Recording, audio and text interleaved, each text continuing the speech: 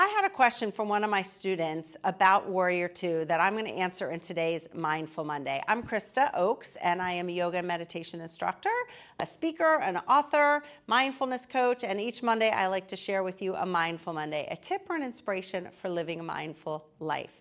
This student's question was about Warrior II and how low are you supposed to go? In Warrior II, you have a split stance. One toe points forward and the other foot is behind you.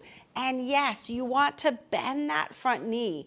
This is a warrior pose which gives you strength and grounding and connecting to the earth. So you want to find a way to get into the pose that gets you as low as you can. And quite often, by widening the feet, it helps you go lower into the pose.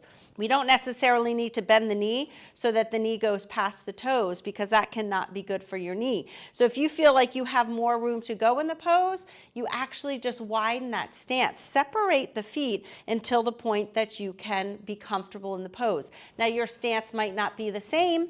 Maybe your stance is smaller and that knee is bent a little less, but this is a great Warrior II if this is where you feel strong and this is where you feel the strength in that front leg. So practice adjusting your stance so you can feel low and strong and grounded in your Warrior II pose.